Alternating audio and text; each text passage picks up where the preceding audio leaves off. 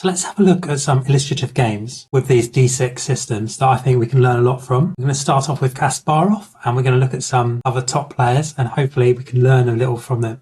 So this is a game by Garry Kasparov using our D6 E5 system. And so the way we'd get this position is D4, D6, C4, E5, and then they play knight C3. Now, there was a slightly different move order because you can also get there via C4. And that's one of the nice things about our D6 repertoire. It also works against C4.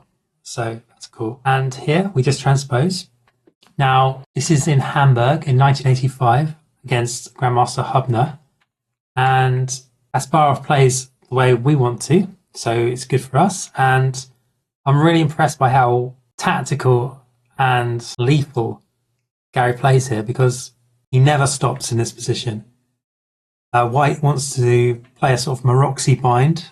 He's going to try and get bishop g2, e3, knight e2 sort of stuff, maybe even e4 But bishop e6, attacking this pawn, immediately takes advantage of the drawback of queen d2.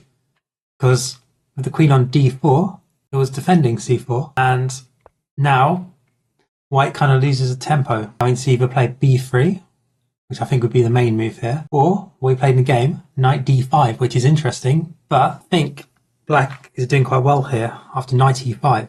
And you can see, even just with the naked eye here, black has lovely squares for his knights on e5, and this knight on f6 could hop into e4 and, at a nice moment. We also at some point can play c6, and yeah, I think this is quite nice for black, honestly. So b3, and I think this knight move, because we're going to have to play b3 anyway, is knight d5 really? Maybe it was a bit premature, because it can always be kicked back by c6, and we don't really mind trading this knight for this knight if he takes an f6. So, knight e4. Now, I must admit, if I got this position, just without seeing this game, obviously, this is how we can learn from it. It wouldn't really even enter my thinking, really. It wouldn't really enter my thinking to play knight e4 here, because it seems so provocative, It's normally if I play knight e4, it's going to be because I have this bishop going to b4 or some sort of queen a5 idea to back it up. But this is really nice tactical intuition, I guess. So after queen e3, knight c5, kind of hard to see why we did that, But as we can see, it's perfectly good. And, quite a few games have followed it, actually. You can see here. So bishop b2, c6, knight f4. And I guess white could argue that he's getting some pressure here and that this queen is quite actively placed. But also, a queen on e3 can be quite double-edged. If you have a queen out on so early, it could eventually become a weakness, especially with all these pieces hovering around. You could easily find yourself in a situation where the queen gets either, maybe not trapped, but harassed and ends up being a bit cumbersome. So normally in these sort of positions, the queen would want to be on c2, not e3. So being on e3 is very aggressive. And I think it's really masterful the way Garry takes advantage of it. So knight g4, straight away, going on the queen. Queen d4. Now, maybe queen d2 would be interesting, but if he plays queen d2 here, suddenly, tactically, f2 is a problem. So let's show this. Boom. And we've got knight e4 to win the queen if there's a capture. So already we're in tactical trouble because even queen c3, same idea, knight takes f2 and then knight e4 coming. So very tricky position for whites all of a sudden. So he goes queen d4, which at least affects this. Knight e4. A glorious move, right? It looks like I've just misplayed it, yeah? I've just put my knight on pre. Why have I done that? But it turns out that, white can't actually take this knight. Can you see why? See, this sort of move, knight e4, is a sort of reason we're playing these d6 systems, we've sort of quilled like a snake, you know.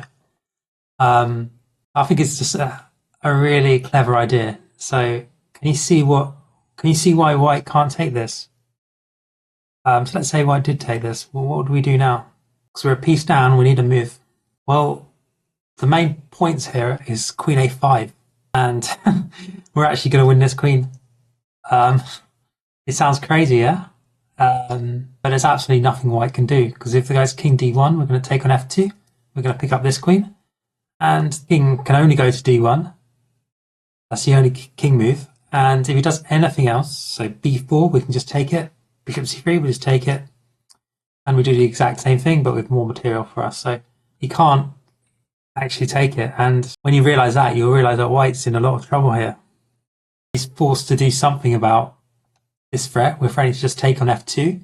We're also threatening, potentially, to play queen a5. You know, he's in a world of bother, and has he really made that many bad moves? So bishop h3 and queen a5. So I think the main reason he played knight h3 would be the obvious move, right?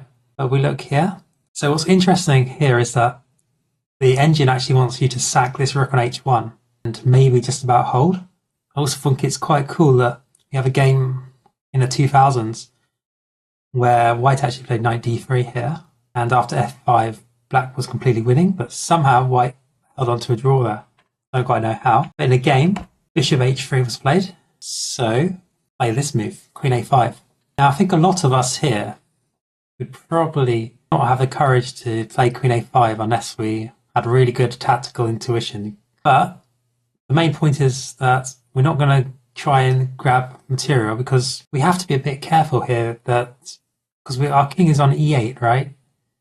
We're a couple of moves away from castling, and if we're not careful, if we just sort of think, oh, let's try and win this rook on h1, then these two bishops could combine all this really active queen, this really active knight on f4. Maybe he can get counterplay if we're not accurate here, and we just play some bad moves. So queen a5 is a really, really nice move, and it also allows us to think about maybe castling queenside if the situation warrants it. I actually think queen a5 is really nice, and king f1.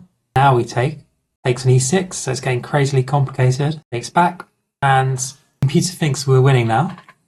But here, the computer has actually found this resource for white, which, while still slightly worse, I think is really interesting. Knight f3. Again, we're sacking this rook on h1 for absolutely nothing. So we're taking on h1, e6 falls, e4 maybe, and this is just so crazy. I guess we take on h3, and yeah, what is going on here? It's an absolutely crazy game if white plays this, and it's full of tactics. They took on e6, and now after king d7, you know, we don't mind about our king safety here. Knight h3, so he's going to go try and win this knight on e4. Takes, and rook e8, and I think now we're just winning. I mean, it's not. I mean, we were winning before, but now I think it's just game over. I think white really lacks any sort of counterplay, and this knight being pinned to this queen, it's hopeless. I think probably white's close to resigning now. Knight c5, take it. After takes, this king on f1, so weak. So here, you might think that maybe whites can hold on here because they've got equal material, but the point is this king is so weak. This f2 square on this diagonal as well, very weak. And rook f8 is gonna be good knights, you know, because this king is so weak, and also this diagonal is also very weak. So this king can't really run this way very easily either. So in the game, it's quite a nice finish. King f2 and that's queen d4. And, you know, these exchanged down, but checkmate is coming. And now resignation came. So he resigned here because if he goes back to c2, we can actually got checkmate in the 6, but we can see just take on this. And even if it wasn't checkmate, it'd be like if king b4, it's also forced checkmate here. There's a couple of ways you can even play a5, I guess. Now here, there's actually about, you can see on the engine, there's about 6 or 7 different ways you can checkmate white here. Some it's like, do you want to checkmate in 5 moves or 8 moves? It's the same sort of idea, just trapping this king. because once this pawn on e2 falls, then this rook can come to f2 as well. So let's say you got this king round and then brought the rook in. So the computer wants this flashy win for queen a5. But yeah, it's just lost, right? So we can just hunt that king down. So main takeaway, really sharp intuition helps you a lot in these d6 structures. This idea, knight e4, is the reason I'm showing you this game. Because I think it's quite illustrative of how, I think a lot of us here would be tempted to play either c6 or even take on d5 with a bishop or something. And maybe you're about equal or something, but this knight e4 keeps the dynamism. And if you think that way, and this d6 ideas, you're going to get a lot of wins. Because, he's up against a really strong grandmaster here. And, he took him apart there. This game wasn't even close. This was just an annihilation, really, wasn't it? So yeah, we can learn from Kasparov in this one, and what a lovely game. Now I want to show you a game from BL 1997, which is going to show you how a grandmaster, as black here, was able to get a really nice miniature against a lower rated FIDE master. I think it's quite illustrative of how we're going to play.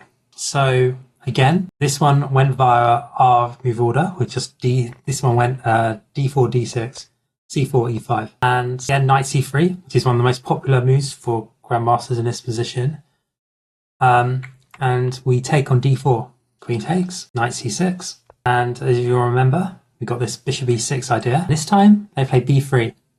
So you remember problems white got against in the other game with Kasparov when they went knight d5. But here, they've just defended it.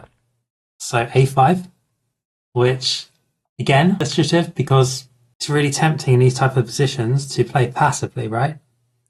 So here you might be tempted to just go, okay, I'm just going to go knight f6, bishop e7, castle, and then I'll think about ideas like a5. But the truth is, we want to be dynamic. We want to take advantage of the weaknesses that white has straight away because they haven't moved any of these pieces yet. They've got a slight weakness on here, and we're immediately going, you've got an Achilles heel, we're going to strike it, okay? And white's already sort of dallied about with his queen moving a few times, b3 a bit weakening. We're trying to try and take advantage of it.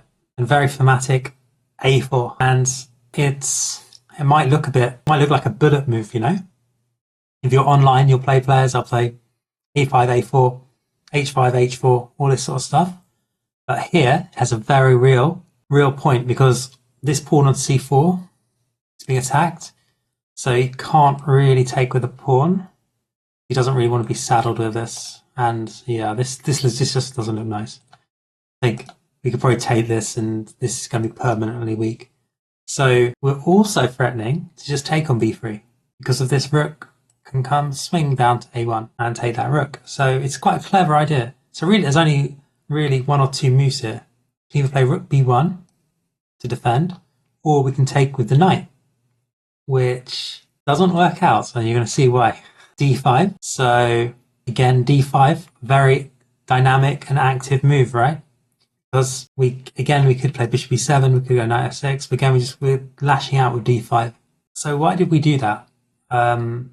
It's actually quite simple because this queen on this diagonal on this king is sort of skewered, If we could get bishop b4 in, we could win the queen.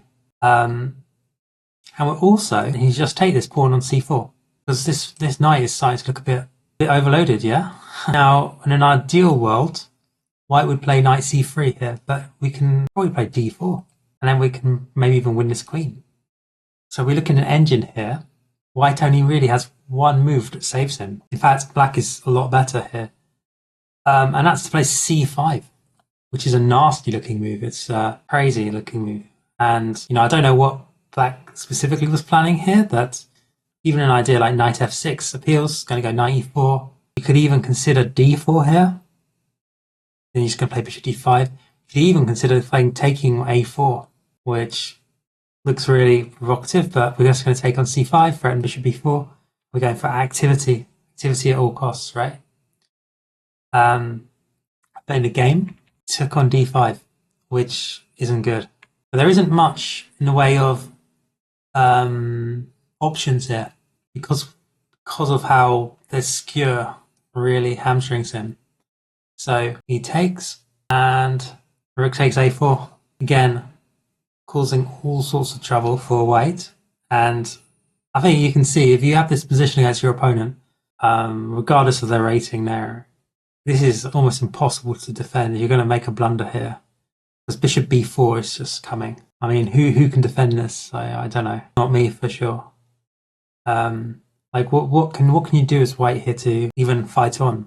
I mean, it looks close to resigning to me, but the engine. So how do we even fight on? Well, the engine actually likes this move. And then after this, take this and just say, you know, we're a queen down, but we've got 2 pieces for it. Got a rook and a piece, and we'll fight on. But obviously, black is a lot better there with a queen. In the game, took on d5, took on a4, took on e6, bishop b4 coming, takes on f7, desperate, but we can just take this back, and the game's over. You know, it's just, I mean, he can try and sat this queen, but it's just lost, you know. So, why did I show you that game? Well, I think, you know, this game, you know, it's a miniature. It's like, you know, 11, 12 moves and a win for black. But I think the player who played white here isn't a bad player, right? They're a FIDE master. I think they're 2250 odd at the time here. And they've managed to just be turned over by very dynamic, creative play by the black pieces. And okay, black was a lot stronger. He's a grandmaster. But I think this idea of a5, a4, I think we can learn a lot from it, because when we get these type of positions in our own games, so let's say you're in this position here, what are you going to play in this position? Are you going to play bishop e7 or knight f6? Or are you going to be dynamic and play for the win, you know? And I think that's what I want us to learn from this game, is play for the win, be dynamic, and we can get these nice wins and put a lot of pressure on our opponent. Maybe, you know, if you're watching this and you're 1500, you know, I can see your opponent play a move like, especially online, or even over 2000, you know, online, they won't really spot what's going on. They'll be like, play this move, and here they'll suddenly realize, oh no, I can't take back. And then you're going to get c4 and you'll get something like this, and you'll just be, you know, you just be one. You get this sort of thing in loads of your games. So quite illustrative, and shows you how to dynamically play these type of positions when we take on d4. Now let's have a look at what happens when they play knight f3, not knight c3. We're going to have a look at a game between Spielmann against a 2500 Grandmaster. And Spielmann is a player that plays these d6 systems, or used to, all the time. He doesn't really play competitive chess as much anymore. But he was a very strong player, so you can see here 2650 at the time. And here white went for knight g5. And in this position, so we've seen knight c3 obviously, and I think knight f3 is the move that you're going to play in a lot of your games, because most players below, I'd say 2000 FIDE, they're not going to be comfortable playing a move like knight c3, because just taking on d4, having their queen out in the center and giving you an extra tempo if you want to play knight c6, that doesn't appeal to a lot of players. And the only reason you're going to do that is if you specifically know about the Maroczy type structures, you know about this line and you've prepared it. For a player who's maybe not seen this opening before, you're only really going to consider moves like either d5, d takes e5, or knight f3, or even e3. And I think knight f3 is a sort of move you're going to play against a lot. And that's good for us, because I actually think that the positions after e4 are the exact position we play d6 to get, because regardless of if white plays knight g5 or knight d2, the positions in many ways are just end up being an improved Dutch or an improved French type structures. And these are creative, and we get the best of both worlds often. And we can see a lot of grandmasters. I'm going to show you a game by report after this. And we're going to see that even though knight d2 is a good move, is probably a better move than knight g5, we have great chances after just f5. And so here, Spielmann, in his typical style, plays c6. The main issue white has is he wants to play e3 here, and he can't because this knight is kind of like a little bit loosey-goosey there. Probably thinking he might have to go back to h3 at some point. Some players might think of h4, but it doesn't really work here because we can actually take h4 at some point if this knight has to move back. There's a lot of options for white here, but in general, the position structure is what matters, and we're just going to play these same sort of moves against pretty much anything. So he played knight h3, but he could have also played queen c2, he could have played bishop d2, could have played anything really. It doesn't really matter. It kind of, a lot of moves transpose, but also the positions are kind of similar. So d5, so d5 again, he could have played d5 now, and it's going to be similar. So in the game, we're just going into sort of Leningrad Dutch reverse. And I think what Spielman's trying to do here is see what white's doing and then react to it. So the main question for us as black here is, where's this king on e1 going to go? Because white has fianchettoed his bishop, and that kind of gives him a little bit more support if he castles queenside.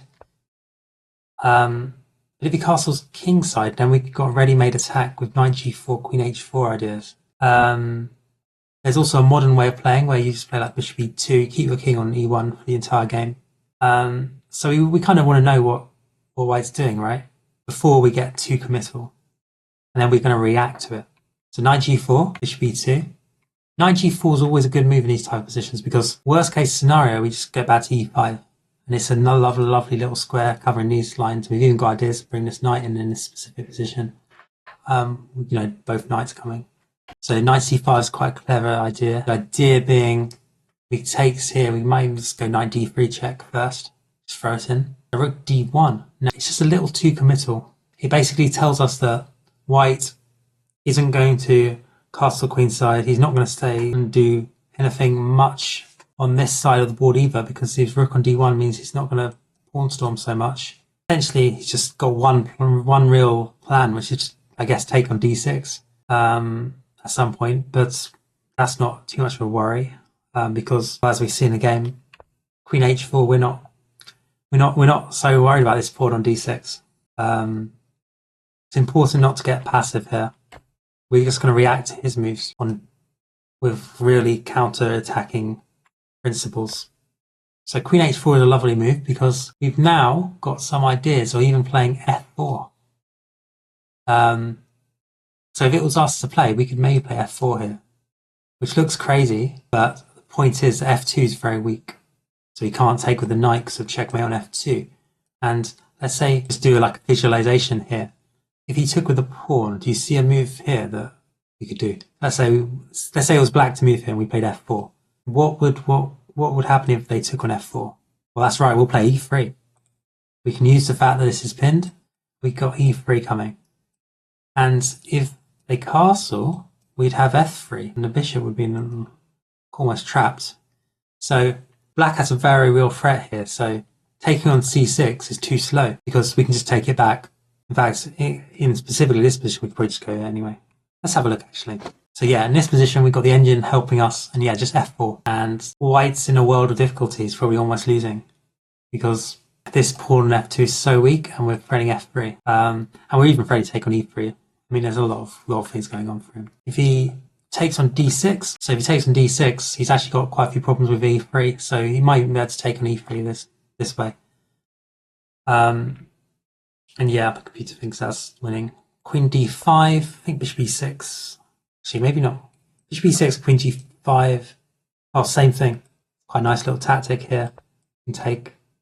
And then we'll give this, and then we just a couple of pawns up and ploughing on through. So he's in a lot of trouble here. So what does the engine want us to do to survive this? He wants us to castle, which looks like it's asking for it, right? And it kind of is, but apparently the engine thinks he can just about survive. And in fact, we've got this absolutely crazy line. The best engine line apparently is to play f4 here, which we've seen very strong. And after e takes f4, because obviously knight takes, queen takes h2 checkmate, we've actually got this crazy looking move. And apparently this just is crushing. White has to do that. It's a crazy position. But apparently after queen h6 and g1, knight d3, white is only, a pawn down basically in terms of evaluation.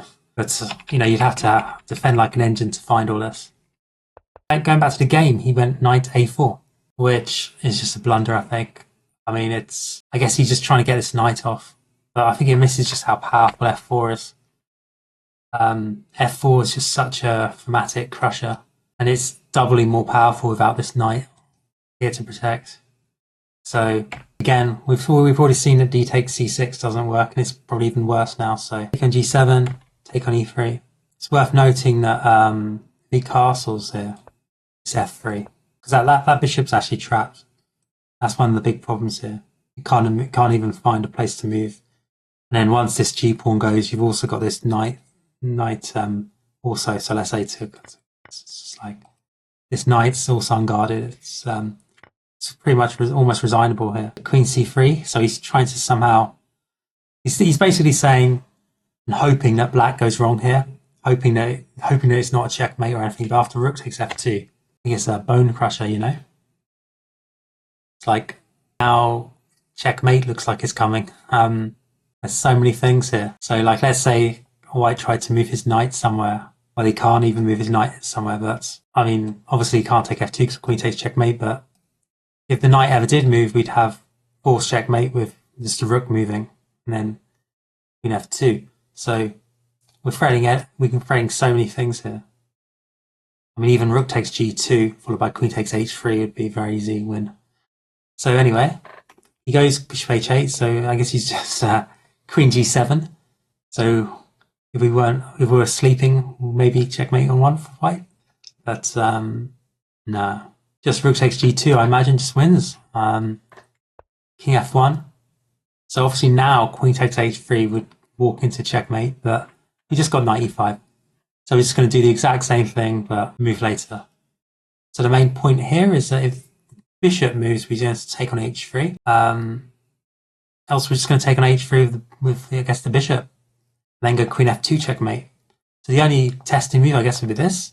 But, bishop takes h3, then checkmate on f2. So yeah. So what can you really do here? I mean, it's hard to find even a candidate move to try and survive. So I say took on e3, then just take, say it's mate in 5 or whatever. So he took on e5, but after this, resign. Because it's checkmate is coming, and yeah. I think it's kind of illustrative just how position collapsed with a few bad moves by white. Really that knight a4 idea.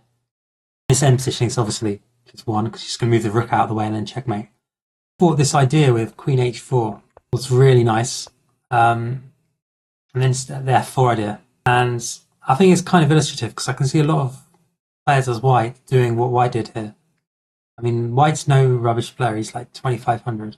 So yeah, this idea of f4, worth bearing in mind in these structures, particularly when white has a weak king. I think we can learn a lot from how Spielman plays these type of positions. He's renowned certainly for playing these positions really in a really interesting style. And yeah, he just crushed white in the end. Now let's have a look at a game by Richard Rapport, who's a famous grandmaster, very highly rated, against Lasnica, who's a 2675 here at this point in time. And was it interesting that this time he went knight d2 rather than knight g5, which we saw in the other game. And this sort of leads to a sort of reverse French. So again, Rapport plays f5 here, which is the most logical continuation. And it's very similar sort of handling to how Spielman played it. Again, we're going to go for the c6, knight a6 idea. And, it's very flexible. It almost looks like a sort of reverse advanced Tarrasch defense in the French. And, it's probably about equal. It's, white's certainly not worse in these lines, but I feel like if we can get these sort of positions as black, the more we play them, most white players are playing this sort of position for the very first time. Because d6 is not common. This d6 thing we're playing isn't a common idea. And if we're playing it almost every game, and they're only playing like once every 100 or not even 100. We're going to know these games. We're going to know the positions they're not. And we're going to be able to do what Report did here, which is sort of outplay them a bit. So white goes straight away for attack on the queen side this time. So we saw in the previous game that white kind of got caught in two minds. He sort of didn't really go for an attack. He didn't really go for anything. So in this game, though, white is putting all his, he's playing his cards face up. Straight away, he's going to go for an attack on the queen side. That's his plan. He's going to try and blast us off the board. And this is an interesting way to play. However, while this is a perfectly reasonable way for white to play, because rather than getting caught in two minds and making mistakes, they can sometimes have a gas under pressure by pushing their pawns up. We've got perfectly good counter chances here. We don't even need to play a6, but Report does, and we end up playing d5, which we don't need to do, actually. We can actually play bishop e7 or even g6. I mean, g6 would be the natural way I'd play it as black, because that's the way, like, Spielman and others handle it. But here, he goes for a sort of reverse French structure, which shows you how much we can adapt.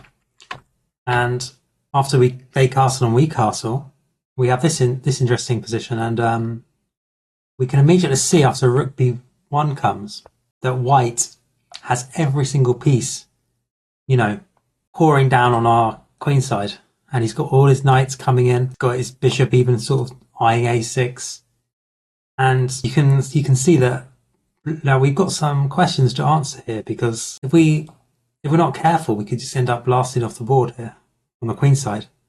Just because if these pieces come in, how are we going to stop them? So really, we should be thinking here, how are we going to get an attack? Because this king's a little bit exposed, but we haven't actually got any attackers, and this bishop's sort of in the way. Ideally, we'd want our queen on h4 here, and we'd want our bishop on d6. Then we'd have great play. Then we'd be winning maybe even. But we're kind of a bit awkward. This bishop would rather be a knight. So I have our knight on e6, and our bishop on c7 in this sort of structure. And so Report tries to slowly attack down by white for a tiny bit, but he's got concrete attacking ideas in mind. So he wants to get this knight to g4. Now white here needs to think about maybe taking on d5, and it's around about equal. He's got a bit of pressure, but we're fine. But white goes wrong here. Now here, take on d5. That's what white needs to do, and you can see why he didn't, because white's got to be worried here that if he takes on d5 here, he has to calculate queen h4. So let's say we sack a piece here. So he goes h3 immediately, which I think is most of your opponents in here would be playing h3 as well, because they'd be worried about queen h4 coming. So just have a look at this, and then this looks quite dangerous, right? But I think it doesn't quite work. Yeah, and it doesn't quite work. We can see the engine. The engine thinks queen h4 is a mistake, because the engine can see that this attack by black, it looks deadly, but it doesn't quite work. So takes, and here you're kind of worried about this sort of idea, that white can just hold on. I do wonder, I think in the game, if white had done this, I actually think there's a good chance Report, being such an attack-minded player, might have played queen h4. I would have seen if he'd, because he'd be worse in the position, but he'd probably still end up somehow winning in the complications, because he's that sort of player, and that would have been really exciting. But h3 straight away. And now, do you see a move for black here? This is kind of nice, because we want to be tactically aware. So obviously moving back with the knight, it might not be a complete loss, but let's say it's be a bit passive. Then if we went back here, we might not be losing, but it's a bit passive, and h3 might even be useful for him. So the move we want to be considering is to sack this knight. And the question is, do we want to attack for this or for this? Do we want to take on f2? Or do we want to take on e3? Now, it turns out that Report went for f2, but white has quite a sneaky idea here, actually. He can actually survive if he takes on d5. In the game, he took here, which is a mistake, because we've got take on e3, which is a nice double sacrifice, which I thought was really nice watch in the game, actually. And the idea is that we're going to get a queen in. So queen c5, but if white takes here, we've got this move. And this has got to be the most critical, right? And the problem that white has is we're going to get this knight and we're going to get this bishop after all the checks come. So let's say he goes king f2, we're going to take on d2, then we're going to take on c4, or we can even do, might even be able to push the z pawn in. But if he goes king e2, which looks like the most logical, right? We can take this. And here, well, I think there's quite a lot of options here. Yeah, so here, there's loads of options here that the computer wants to take and go queen f1, I guess. One of these first.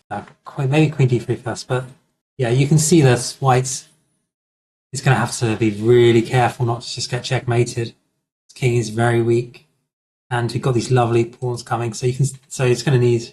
He's a lot worse, basically.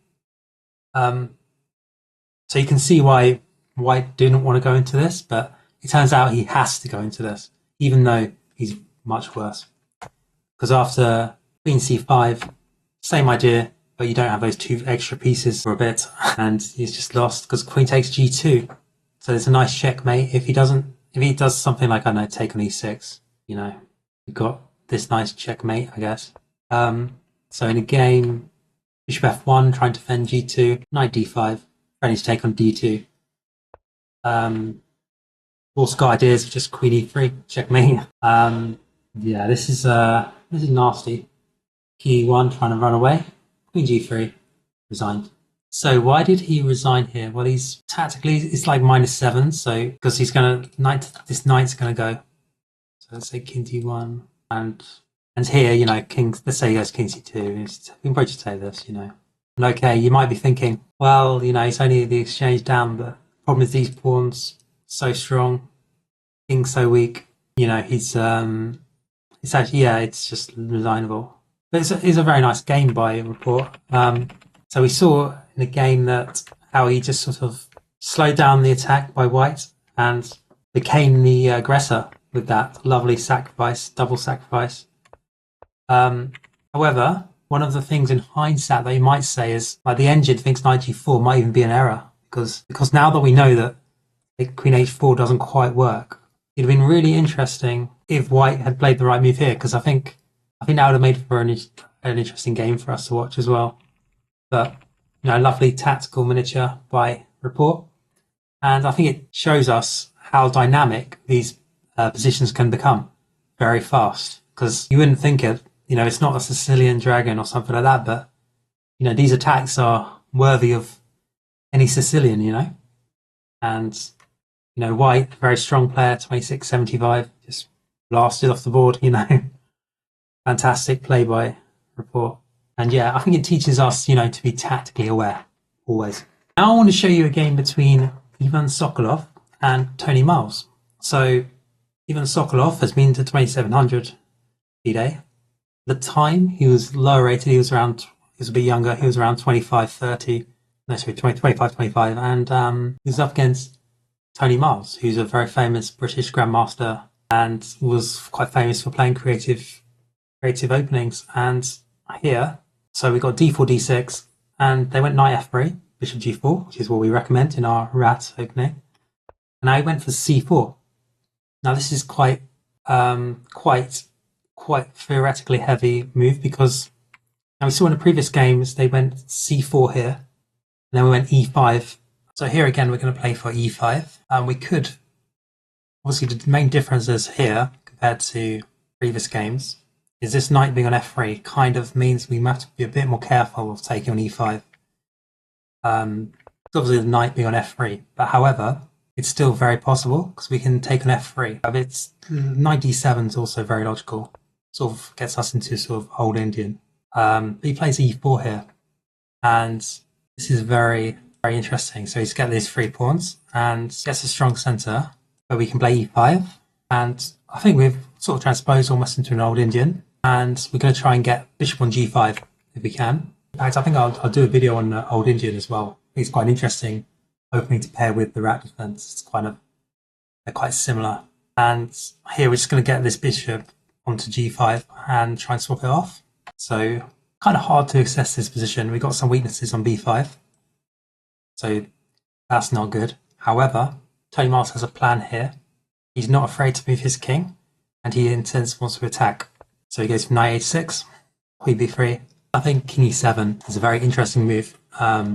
So back when this was played, moving your king in the opening was very much frowned upon, but Tony Miles was a grandmaster that was probably way ahead of his time in terms of his views on the game, and here I think it's very good for black.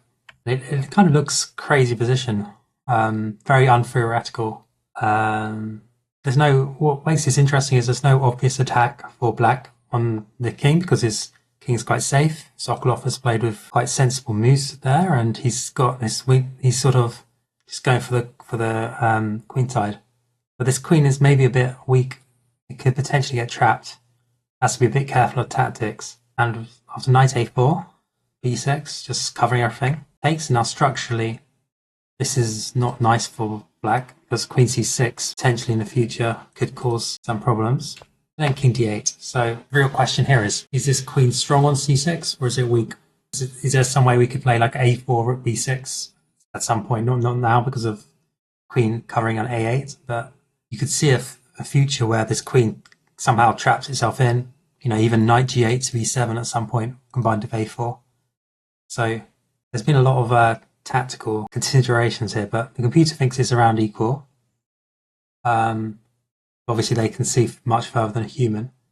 But Sokolov played this very interesting move h4 after queen d2. Obviously, he was hoping for queen takes h4, in which case he can get some play. Yes, he could probably get some play with b4 if you go for that, but again, queen d2. And the main problem white now has is that these pawns suddenly become quite weak. And after bishop d1, knight g8, bishop a4, knight f6, so we're just stopping all these annoying threats. f4, rook takes b2. White actually resigned. This is quite a nice miniature, but in this position, f4 was obviously an error. However, it's kind of hard to find moves for white that don't seem to lose. So the engine is able to find b4, so it's only about -1. There's a lot of things that could go wrong for white here. So this queen again, you're probably worried about something like rook a7, rook b6. You're also worried about these pawns all dropping. White has the problem that this queen and bishop, they look great, but they don't really do anything because this knight covers both. So he's got a lot of trouble. Anyway, after f4, rook takes b2. Just resign. It's too strong. Can't stop the g2 idea. So we look at what the engine wants. Say b4. So after b4, if we just take it, apparently white has this move to save him, g4. And the point is just to play g5 and go for checkmate. So black has to go b7. And we get into a position where black's better, but maybe white can hold on. Just say this. Yeah, so it was a very interesting game. It's a good example of how we can punish this early queen moves. So hopefully those games show how we can handle the rat defense and these d6 systems against d4. They share certain common patterns that we can pick up. I can show you more if you like. They're quite interesting games, and hopefully help in your own games in the opening.